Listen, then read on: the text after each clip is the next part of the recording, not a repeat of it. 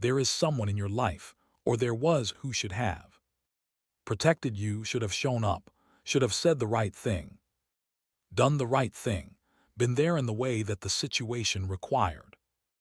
And they didn't. Maybe they didn't know how. Maybe they were fighting their own battles. Maybe they simply chose something else over you. Whatever the reason, the wound is real. And here is the question: this audiobook exists to ask, how long are you going to carry it? Not because the person who hurt you deserves your forgiveness, but because you deserve to be free. This is the most difficult audiobook in this series. It is also the most important. Please stay with it. Chapter 1: The Weight of the Unhealed. Layla was 34 years old, and she was still angry at her mother. Not the hot anger of recent injury, the cold, deep, structural anger of someone who has reorganized their entire inner life around a wound that was never properly addressed. The anger that had calcified over decades into a hardness she mistook, sometimes for strength. Her mother had not been a monster. This is important to establish because the story of unhealed parental wounds is often told in extremes: the absent parent, the abusive one, the one who caused dramatic, nameable harm. Layla's mother was none of those things. She was a woman who had loved her daughter in the way she knew how to. She had not protected Layla during a period of sustained social cruelty in school, the kind that 8-year-olds inflict on one another with a precision that adults rarely credit. She had minimized it when Layla came to her. She had told her daughter to toughen up, to ignore it, to not give the other children the satisfaction of her reaction. She had, from her own difficult experience of surviving hardship, offered the tools that had worked for her, tools that were not what Layla needed in a situation that required something her mother did not know how to give. Layla had needed her mother to be angry on her behalf, to see the injustice clearly and name it, to make her feel that what was happening to her was real and wrong, and that she was not alone in it. Instead, she had received advice about how to manage herself. In the face of it, practical, well-intentioned, exactly wrong. The wound was not the school cruelty. The wound was the aloneness, the discovery, at 8 years old, that the person she needed most could not see what she needed. She carried it into every relationship that followed: the hypervigilance about being let down, the anticipatory withdrawal when she sensed someone might not show up, the walls that kept people close enough to need, but far enough away to protect from the specific pain of that aloneness. 34 years old, and still organizing her life around the absence of one moment in which her mother should have seen her and didn't. This is what unhealed wounds do. They do not stay in the past, they travel forward, shaping the present in ways we often cannot see because we are too close to them, and because the habits they have produced have long since become indistinguishable from personality. Chapter 2: What Forgiveness is Not. Before we can talk about forgiveness honestly, we need to dismantle several things that forgiveness is not, because the misunderstandings about it are what make people resist it, often reasonably, when it is offered as a prescription for pain. Forgiveness is not the same as condoning what happened. This is the most common and most damaging confusion.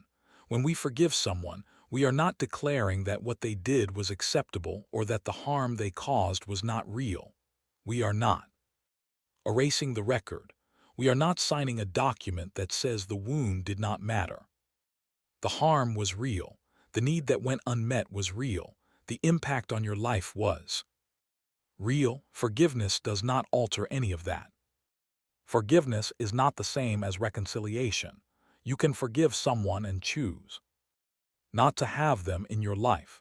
You can forgive someone with whom reconciliation is impossible, someone who has died, someone who has refused to acknowledge the harm, someone with whom a safe, ongoing relationship is not possible. Forgiveness is an internal act. Reconciliation is an interpersonal one. They are separable, and conflating them is one of the reasons people resist forgiveness, because they fear it. Means they must re-enter a relationship that hurt them. Forgiveness is not something you do for the person who harmed you. This is perhaps the most important misunderstanding to address. The common framing, forgive them because they need it, is often deeply off-putting to someone who has been harmed, and reasonably so. Why should you do something for the person who hurt you? Why should their comfort or peace be your responsibility? The more accurate framing, the one that actually makes forgiveness something a person might choose, is this: forgiveness is something you do for yourself. It is the release of the weight you have been carrying. The unhealed wound is not hurting the person who inflicted it. They have in most cases long since moved on. It is hurting you every day in the way it shapes your defenses, your expectations, your capacity for trust. Forgiveness is choosing to stop letting something that happened in the past continue to cost you in the present. It is the most self-interested act of healing available, and it is almost always the hardest. Chapter 3. Understanding the person who failed you. Understanding is not excusing. Let me say that again, because it is easy to lose. Understanding the person who failed you is not the same as excusing what they did. It is not the same as reducing your pain to a misunderstanding or deciding they didn't really mean it. Understanding can coexist with the full weight of the harm. It is simply a more complete picture. Layla's mother had grown up in a household where expressing pain was not permitted, where difficulty was met with the instruction to manage it, because the world would not stop for your feelings, and neither could the people around you. She had internalized this deeply, not as a chosen philosophy, but as the only model of emotional life she had ever been offered. She was not withholding warmth from her daughter. She was giving her the most useful thing she had, the tools of her own survival. Those tools were wrong for Layla. They failed her, that is true. But the failure was not indifference, it was limitation. This distinction matters, not to reduce Layla's pain but to change its character. The pain of being failed by indifference and the pain of being failed by limitation feel similar in the wound they create, but they are different in what they mean about the person who caused them, and the meaning matters because it is the meaning we carry forward. If Layla carries forward the story that her mother did not see her because she did not care, that the failure was a judgment on Layla's worth, on how much she mattered, that story will continue to shape every relationship she has. It will whisper that she is not worth being seen, that protection is not available to her, that she must be her own fortress. If Layla can revise the story, not to excuse the failure, but to locate it more accurately in her mother's limitation rather than her own unworthiness, the wound changes. It does not disappear, but it stops being evidence of something about Layla's value and becomes evidence of something about her mother's capacity. Those are two entirely different wounds, with different implications and different paths to healing. Understanding the person who failed you is the work of separating their limitation from your worth.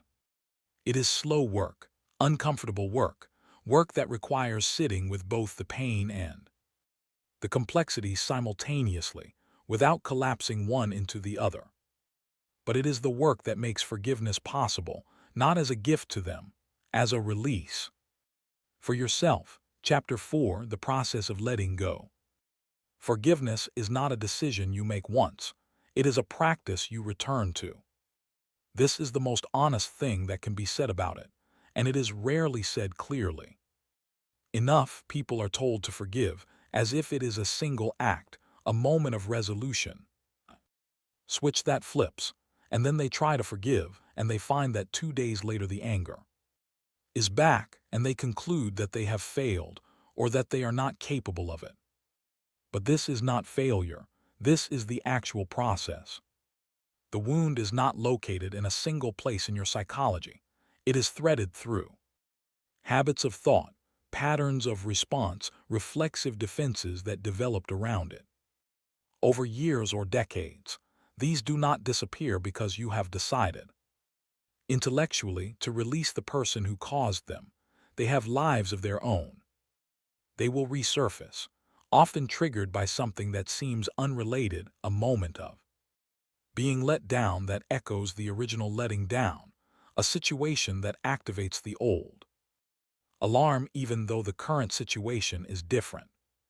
When the anger or the pain resurfaces, the practice of forgiveness is simply this: notice it, name it, recognize it as the old wound, not a new injury, and return gently to the choice you have already made, not to be finished with the feeling, but to not let the feeling make decisions on your behalf anymore.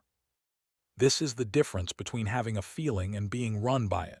Forgiveness does not eliminate the feeling. It changes your relationship with it from a force that controls your behavior to a signal that requires your attention. Layla did not complete this process in a single conversation, or a single therapy session, or a single act of will. She completed it, is still completing it across years, in moments of return, in the repeated choice each time the old ache surfaces, to acknowledge it honestly, and to not let it reshape her present in the image of her past. There were conversations with her mother.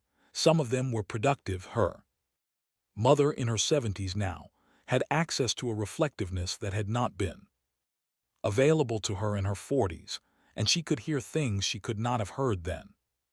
Some conversations were not productive. Her mother's limitations were still real, still present, still capable of reproducing versions of the old pattern.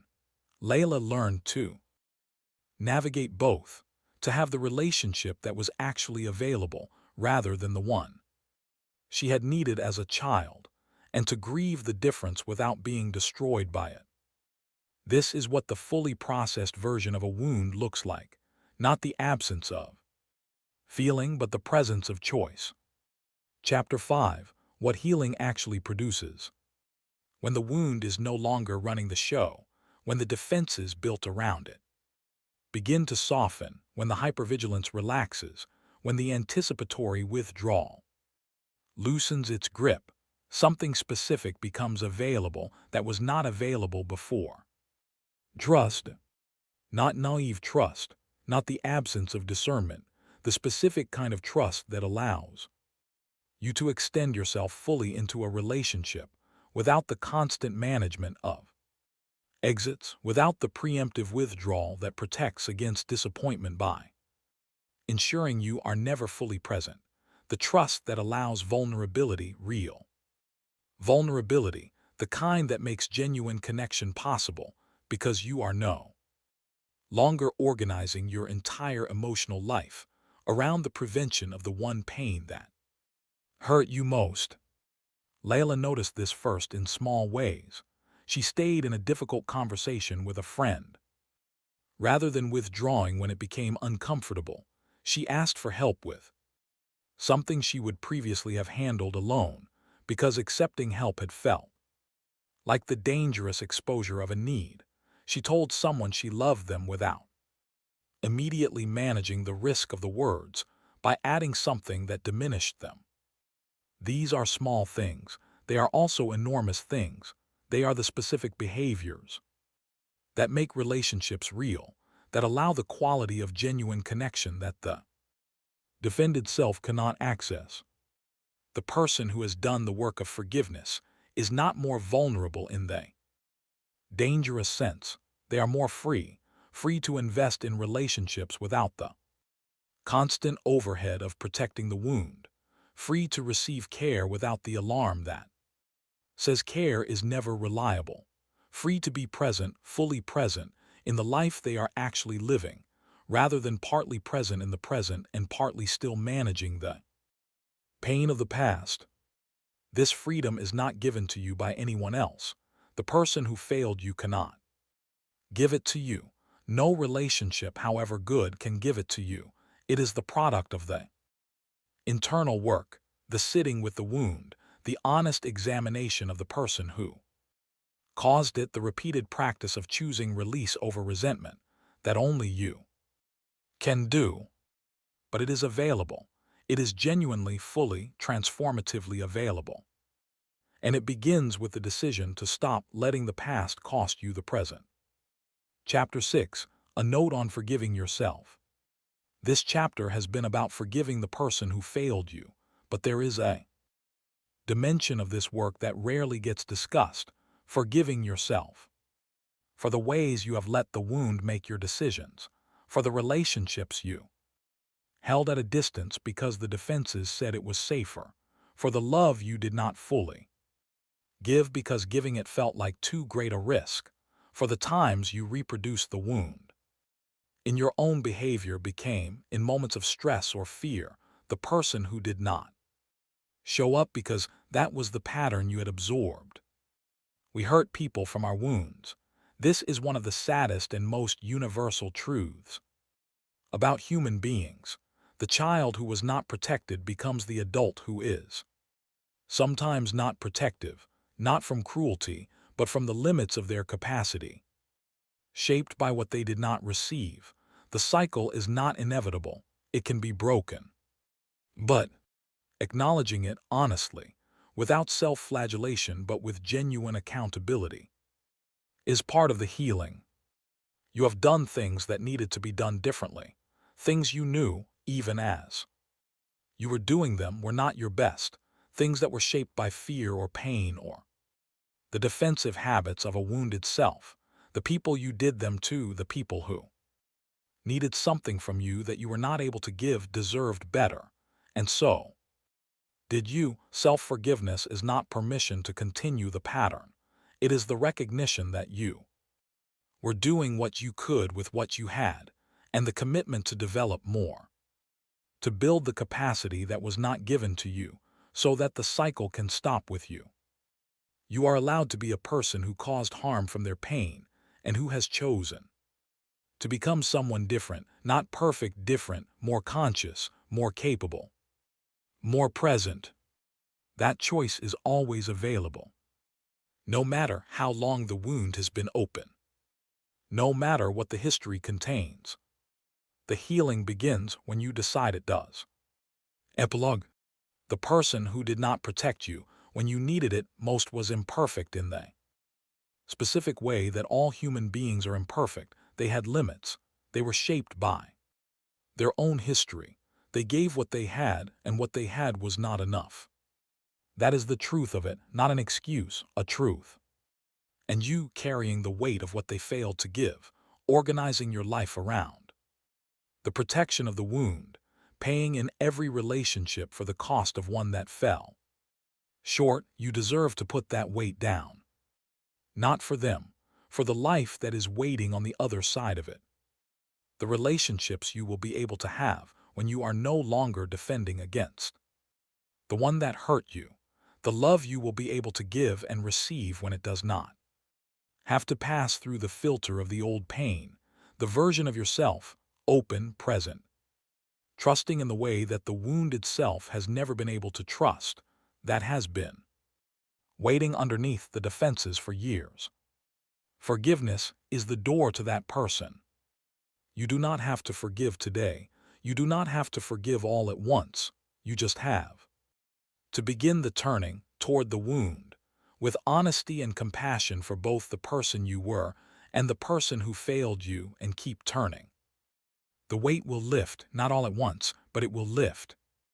And what you find underneath, it will make the work worth every difficult moment. Begin today. You have carried this long enough.